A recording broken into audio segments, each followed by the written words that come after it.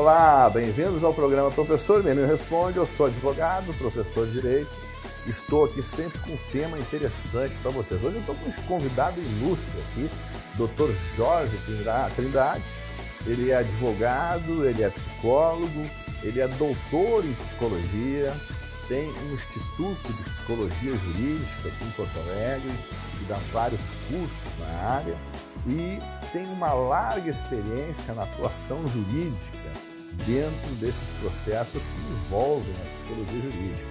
E aí hoje nós vamos receber aqui uma aula desse doutor que vai nos trazer aqui um assunto muito interessante. Então eu começo perguntando para o Dr. Jorge sobre a sua trajetória profissional e sobre o que é a psicologia jurídica. Muito obrigado, professor Merino, que é um grande amigo, colaborador, escreveu conosco um livro que anda sendo publicado já na 10ª edição. Muito obrigado.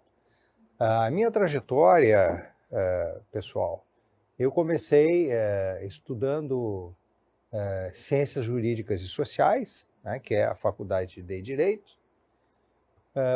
Posteriormente, ingressei na carreira do Ministério Público, fui por largos anos promotor de justiça e depois procurador de justiça. Nesse entretempo, concluí a formação da Faculdade de Psicologia, fiz mestrado, fiz doutorado e hoje me dedico a esta área que eu acho que é muito extraordinária, que é a psicologia forense. Então, eu junto, nesse aspecto, né, a minha dupla formação, como psicólogo hoje e como advogado. E, doutor Jorge, nos explica um pouquinho, assim, né, o que é a psicologia jurídica, a psicologia forense, né, o conceito dela, né? Muito bem, professor Merino. A psicologia forense é justamente essa junção entre dois conhecimentos. De um lado, o conhecimento do direito e, de outro lado, o conhecimento da psicologia. Então, a psicologia forense é um nome que tem duas palavras, né? Psicologia vem da psicologia, da ciência da psicologia, e forense é relacionado ao direito, aquilo que acontece no fórum, né? Por isso, forense. Então, a psicologia forense é a conexão entre o direito e a psicologia. Interessante. E falando na prática, em que a psicologia jurídica pode auxiliar, no caso, por exemplo, em processos de direito de família? Muito bem. Na área de família, a psicologia forense pode ser útil, pode colaborar em praticamente todos os processos que envolvem conflitos de família, como, por exemplo, a convivência com filhos, situações de divórcio, questões muito em voga de alienação parental, quando um genitor obstrui o contato do outro genitor com a criança ou com o adolescente sem ter um motivo, uma razão para fazer isso, a não ser o seu desejo de castigar o outro e, nesse sentido, prejudicar o desenvolvimento do filho ou da filha da criança. Então, na área de direito de família, a psicologia forense pode ser útil em praticamente todos os processos, porque ali há conflito. E a psicologia forense auxilia na compreensão, na explicação para o magistrado de como aquele conflito pode ser melhor solucionado do ponto de vista jurídico. Interessante. Então aí é uma integração do direito com a psicologia. Né? Questões de adoção, por exemplo. Sim. Né? Enfim, praticamente em todas as áreas do direito de família. E com relação ao direito criminal, em que a psicologia jurídica ela pode auxiliar dentro dessa área de direito criminal? Professor Merino, dentro do mundo do direito criminal, a psicologia forense pode ser um instrumento muito valioso, seja para explicar a personalidade do réu, daquela pessoa que comete um delito, para explicar o próprio crime em si, quais são as motivações, o que levou aquele indivíduo a realizar aquele comportamento, e também pode recair em estudos sobre a própria vítima, a personalidade da vítima, enfim, a relação entre esses personagens do processo penal. Então, estudos de personalidade, estudos da doença mental que pode envolver aquele crime, né? Questão relacionada à droga, ao uso abusivo de substâncias, enfim, quais são todos os aspectos que levaram aquele indivíduo, conscientemente e às vezes não conscientemente, a praticar aquele comportamento lesivo ao direito na área especificamente penal. Nós sabemos que muitas pessoas cometem crimes por problemas mentais, por questões de perda da saúde mental.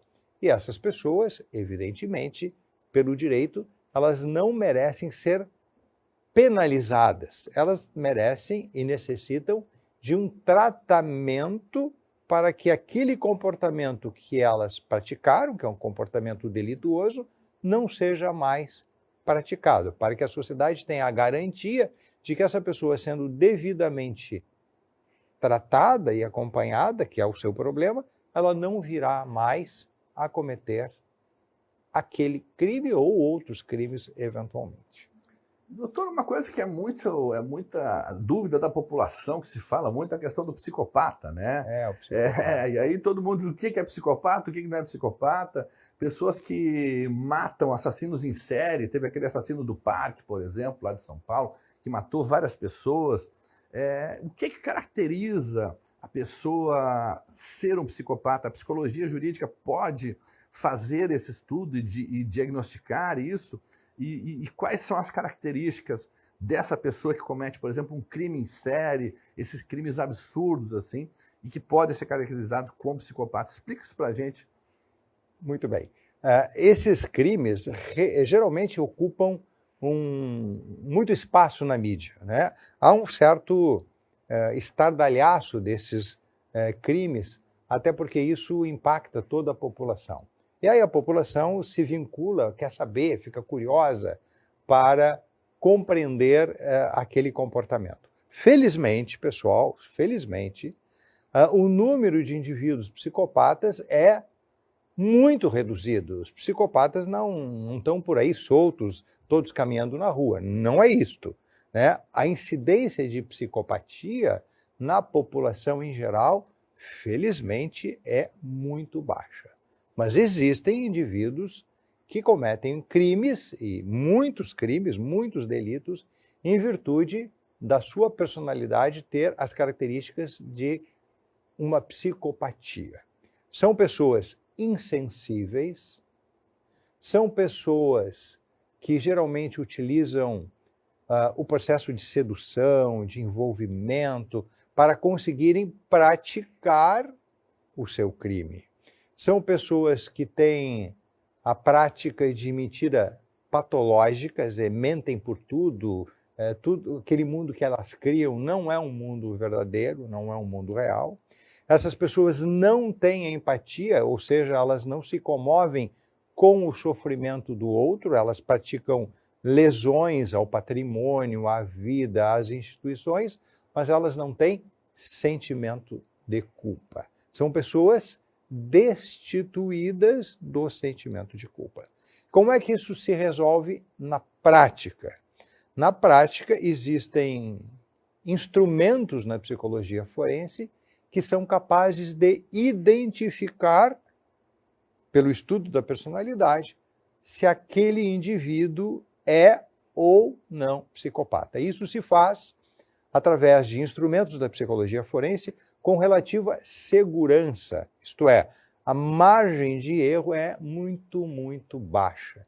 Então nós temos assim uma grande capacidade, né? A psicologia forense oferece grandes recursos, excelentes recursos, para que se possa identificar um psicopata e para que o sistema jurídico possa conter o comportamento desse indivíduo, fazendo com que aquela sucessão de crimes que um psicopata geralmente pratica não continue. Entretanto, se a psicologia forense tem essa grande capacidade para identificar o sujeito psicopata, nós não temos a mesma facilidade quando se trata de tratamento dos psicopatas, porque esses tratamentos, infelizmente, não são muito eficazes. Então, eles precisam daquilo que nós chamamos de contenção, quer dizer, o poder público, o Estado, a justiça, a polícia precisa conter esses indivíduos para que eles não continuem praticando a série de crimes, aqueles crimes dos psicopatas que cometem delitos em série, né? Não se realize, que aquilo não continue. Isso se faz hoje em dia mais pela contenção, na medida em que não há uma medicação, não há uma abordagem terapêutica que assegure que aquele indivíduo, que é psicopata, definido, identificado como psicopata, diagnosticado como psicopata, não cometa mais crimes. Portanto, o Estado, né, o poder judiciário, o poder de polícia tem que interromper o comportamento desses indivíduos. Mas nós temos no campo da psicologia forense uma escala chamada escala Hare, que é o nome da pessoa que criou lá no Canadá essa escala, e essa escala nos ajuda a identificar o indivíduo psicopata com bastante segurança, com bastante precisão.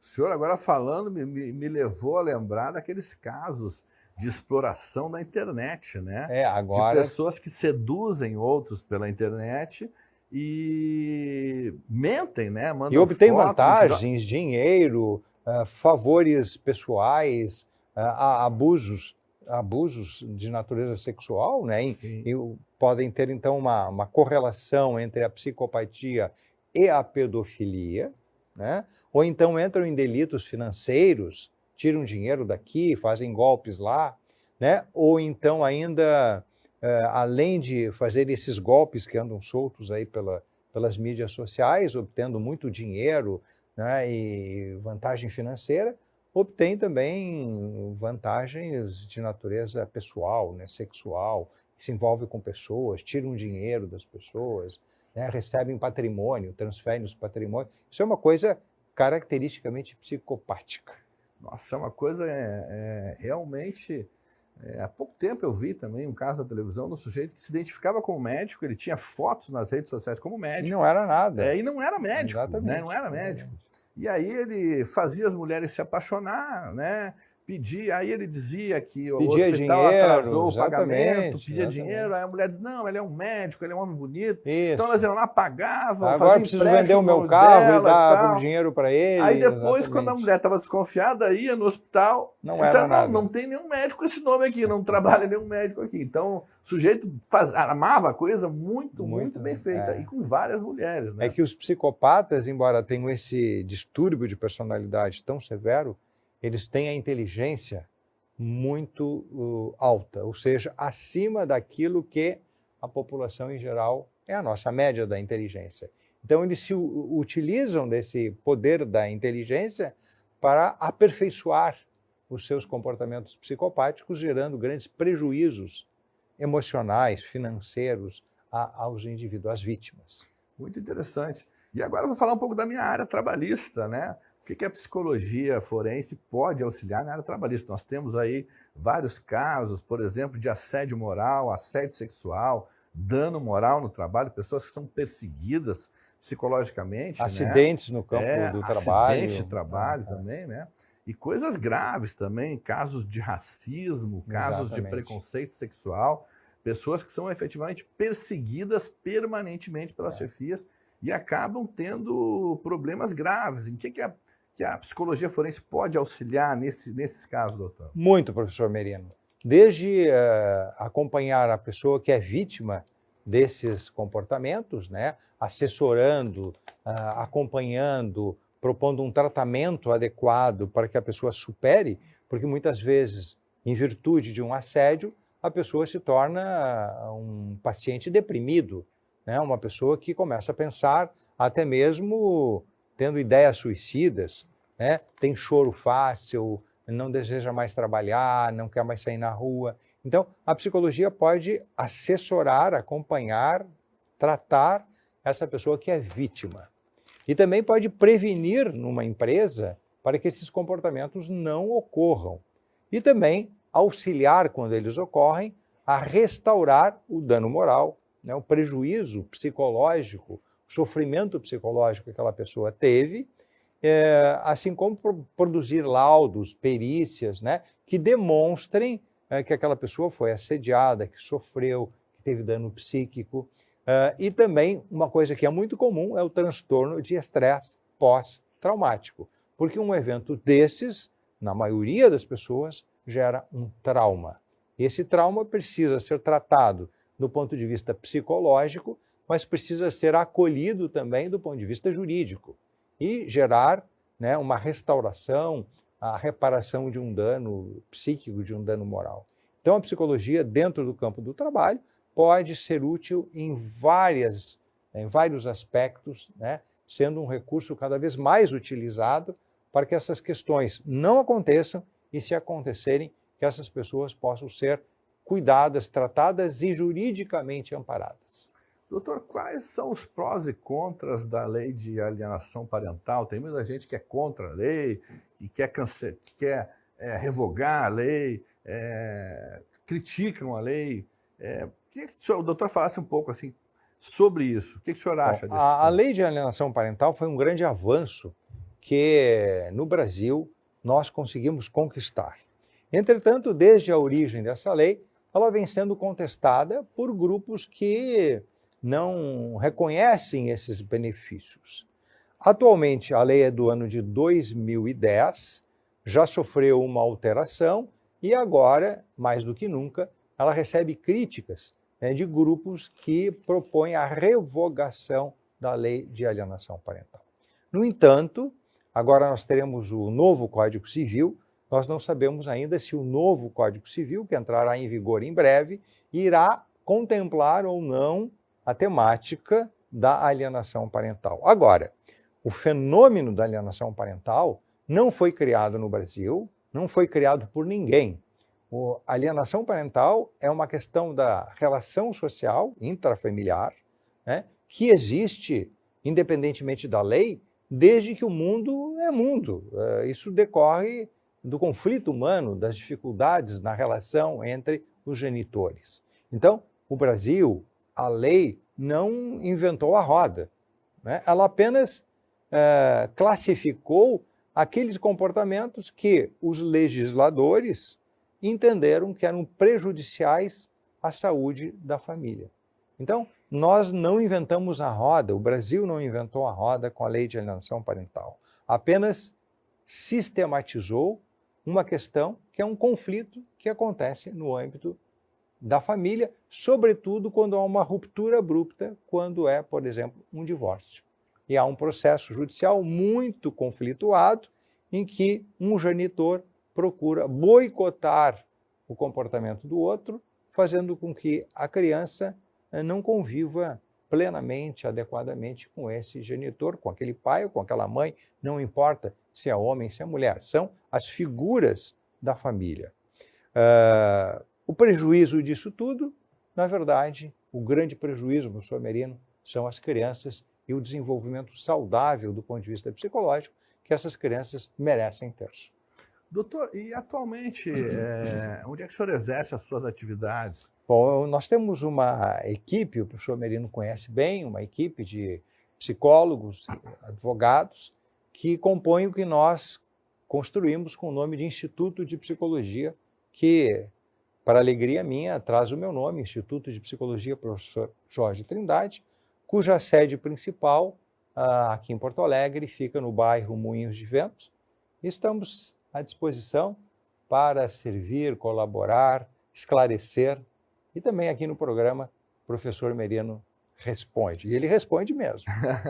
E, doutor, para quem quer, por exemplo, fazer cursos nessa área, aprender mais, o Instituto dispõe de cursos nessa área? O Instituto sistematicamente oferece cursos, tanto na área da psicologia forense aplicada à questão da família, aplicada à questão do trabalho, a psicologia do testemunho, que a gente não teve tempo de falar, Né? Quem Há sabe várias... outro dia eu convido o senhor de novo para vir aqui É falar verdade, sobre esse outro é tema. Está verdade. convidado desde agora. A questão da vitimologia, por Sim, exemplo, sim, né? Estudar as vítimas. Então, nós fazemos cursos. Agora nós teremos um curso sobre a separação dos casais. Né? O curso vai se chamar A Separação dos Amantes. E os problemas que isto traz do ponto de vista emocional, do ponto de vista jurídico, do ponto de vista da família, do ponto de vista dos filhos e o sofrimento que as pessoas passam quando há uma ruptura. E nós chamamos esse curso, então, A Separação dos Amantes. Então, aí, convidados... Assunto muito interessante, porque ele une direito e psicologia ao mesmo tempo. Com certeza. Eu vou agradecer aqui a participação do Dr. Jorge Trindade. Qualquer dúvida, manda em WhatsApp, aí o nosso WhatsApp 519962-262, está aqui na tela. Nossas redes sociais, Facebook, Instagram, meu canal no YouTube. E também eu vou botar aqui na tela para vocês o site do Instituto Jorge Trindade, para que vocês conheçam o funcionamento e também cursos que tem lá muito interessantes de formação pedagógica sobre essa área de psicologia jurídica, que é de interesse de toda a sociedade. Agradeço aqui o Dr. Jorge Trindade e obrigado, espero Merino. contar com a sua presença aqui novamente em breve. Muito obrigado. Grande abraço a todos. Grande abraço, professor Merino.